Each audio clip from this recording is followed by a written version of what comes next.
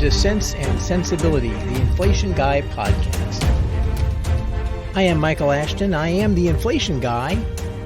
And today on Sense and Sensibility, we are going to talk about Harry Seldon, psychohistory, and the failings of modern macroeconomics. But before I get to that, I have to clean up something that from last week. A reader wrote in about my podcast, Rents and Sensibility, and made a very good point about the way that I described the interaction of mobility with rent increases. And I want to clarify what I'd said and what I meant to say, just so nobody is confused. The way I said it made it sound as if you didn't change an apartment, if you didn't move, that your rent stayed the same. And so that when nobody moved during COVID, it meant that rents basically didn't go up for anybody who wasn't moving.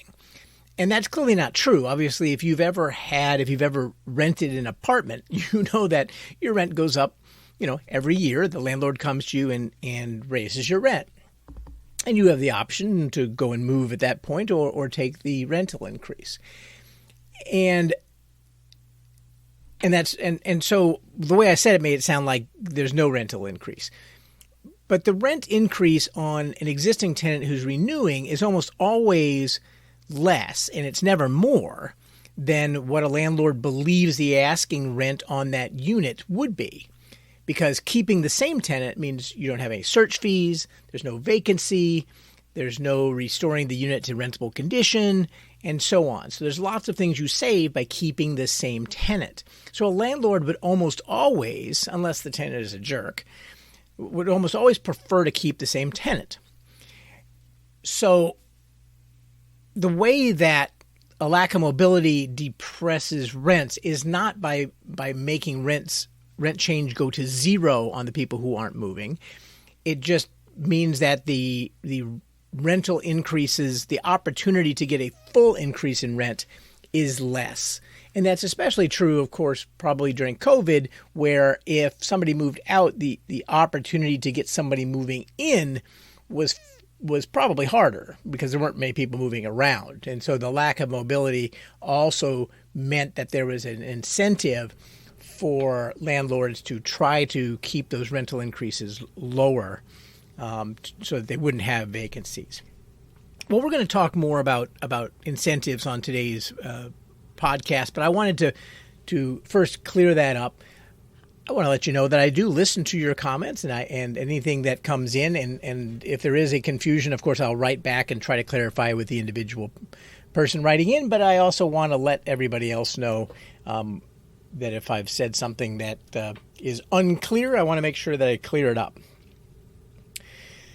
So now I want to turn to Isaac Asimov. Now, I've always loved Isaac Asimov.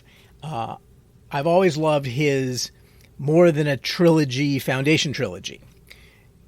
It has recently come to Apple TV, and so I've sort of gotten to rekindle my affection for this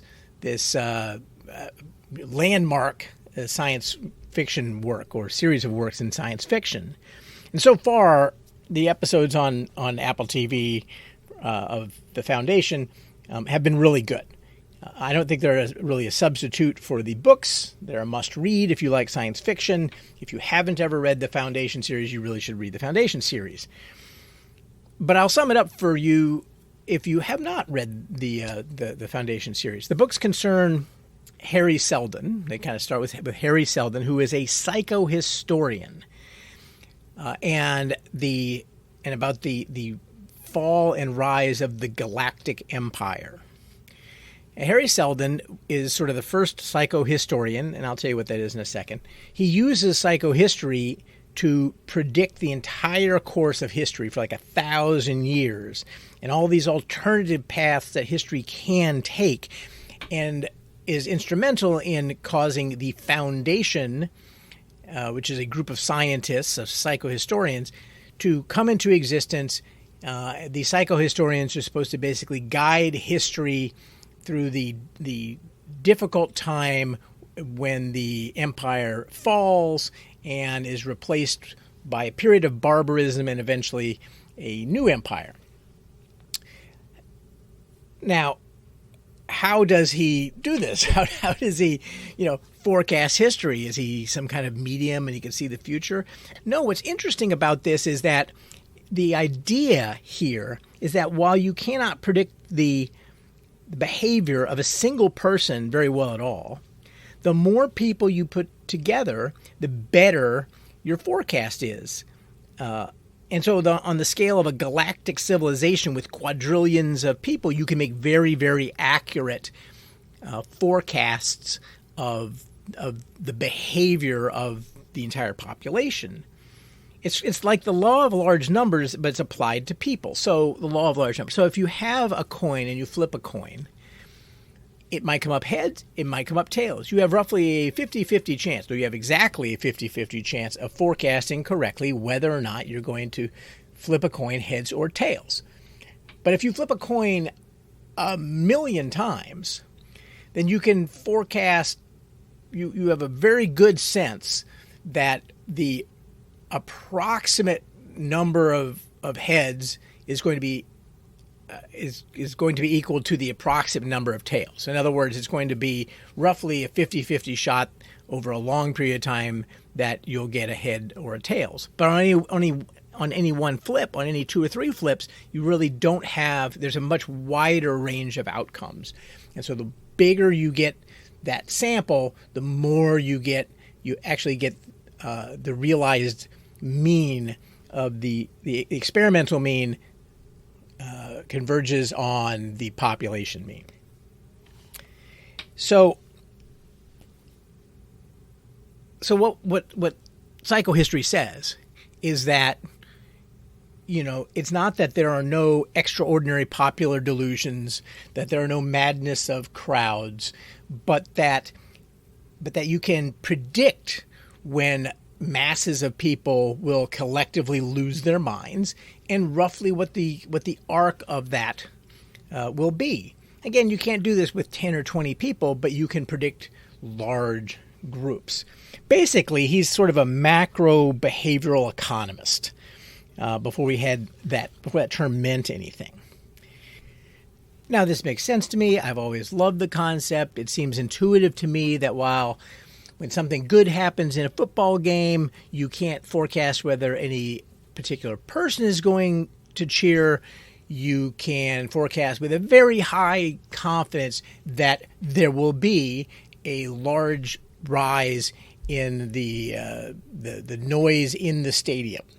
You don't know who's going to cheer, but overall, that there's going to be lots and lots of cheering. So this makes sense to me. So why the hell don't it work?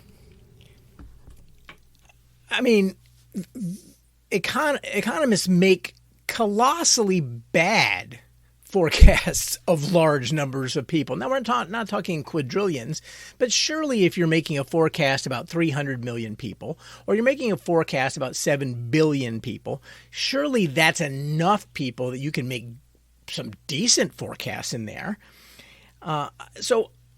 So that is the conundrum. I mean, why is it that we're so bad at this if, in fact, the concept has value? Or maybe the concept has no value and all of life is just totally random and there's just no point trying to forecast anything that relies on behavior.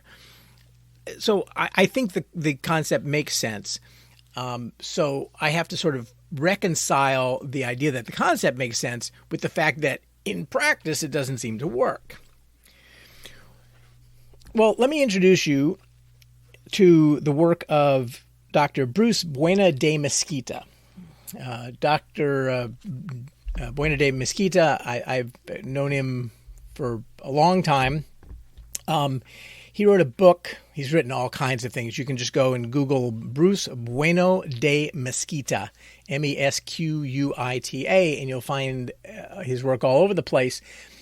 And if you just look at it a little bit, you'll look at the Wikipedia page on him, you'll see that it's not ridiculously far off the concept of being a psychohistorian. He's a professor at NYU. The first book I read of his was Predicting Politics, which is from 2002, but he's written lots more things, and I guess he has a book coming out early next year. I haven't spoken to Bruce in a long time, so I'm not propping his book just for funsies, but he's a very, very smart man, and I think he's demonstrated convincingly that you can make good predictions about really complex group decisions by knowing just a few things about the actors involved. And in fact, he has a long history through, a lot of it for the CIA about that involves making predictions about complex interactions. And he says that effectively you need to know this about the main actors. You need to know their positions. You need to know their power. You need to know their influence. You need to know the salience of the issue and the outcomes to them. And you need to know how flexible they are with respect to accepting different outcomes.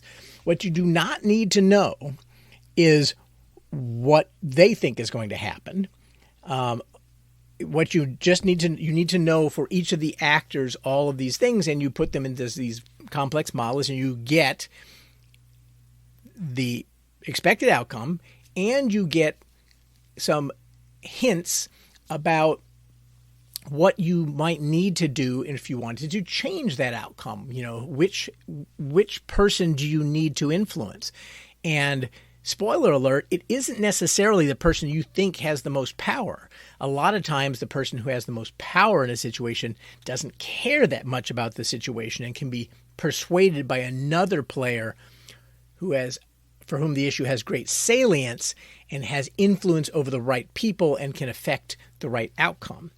So again, Bruce Buena de Mesquita has made some very accurate predictions over a long period of time. He has a remarkable forecasting record.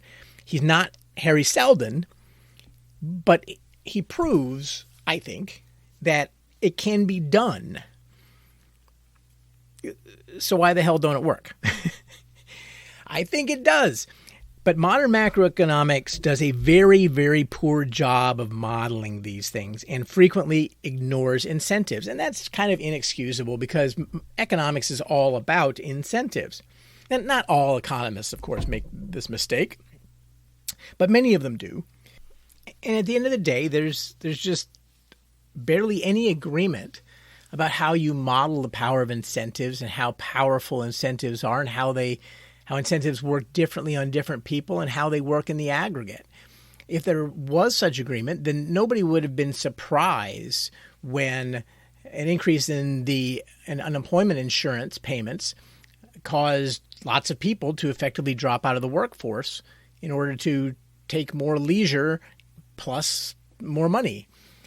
I mean, lots of people did say that you would have that kind of impact, but I don't know that anybody that made a very good forecast of how large that impact would be, what some of the knock-on effects would be. And I know there were a lot of people who forecast it would have no measurable impact whatsoever after a brief period of time because people like to work.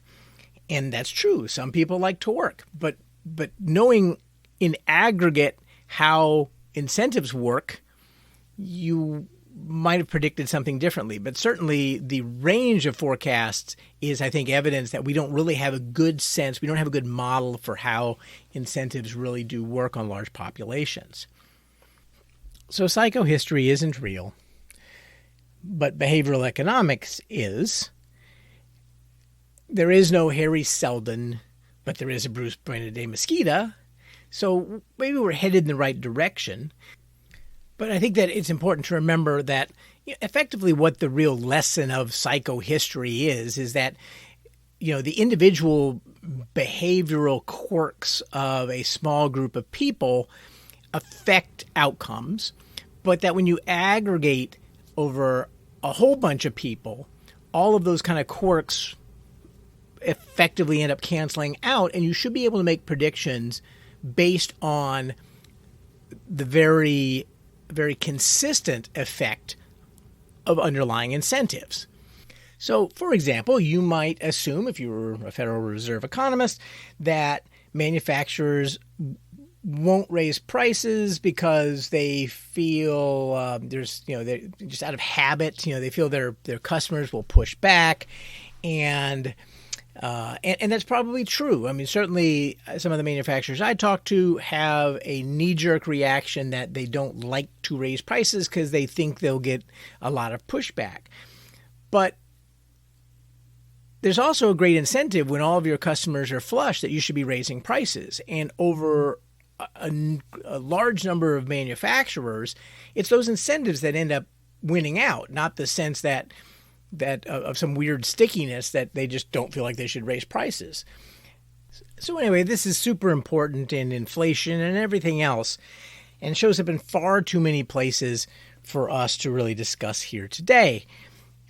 But these topics will keep coming up in future podcasts. Maybe we'll see if we can get Harry Seldon to come on a future show. That would be kind of interesting, except that he's fictional, and that causes some problems with scheduling. But anyway, I hope you've enjoyed this podcast. Subscribe, recommend, get the Inflation Guy app.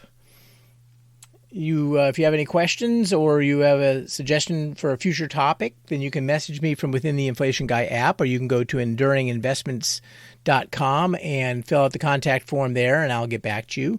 If you have any interest in inflation investing or any questions about what it is that we do, you can find some of those answers on the Enduring Investments website. I spoke to one listener this week about there's an area of the Enduring Investments website that's under, I believe, Tools Library, and it has all kinds of different articles on inflation, all kinds of different research from all kinds of different people, all kinds of different topics. And so if you're kind of vaguely interested in the subject, you can go poke around there. It's not the Galactic Library or anything like that, but it's got some good stuff there, and it'll pique your interest. And so that's it for today. Thanks for tuning in to Sense and Sensibility. I am Michael Ashton. I am the Inflation Guy. Defend your money. If inflation is coming for you, remember, you know a guy.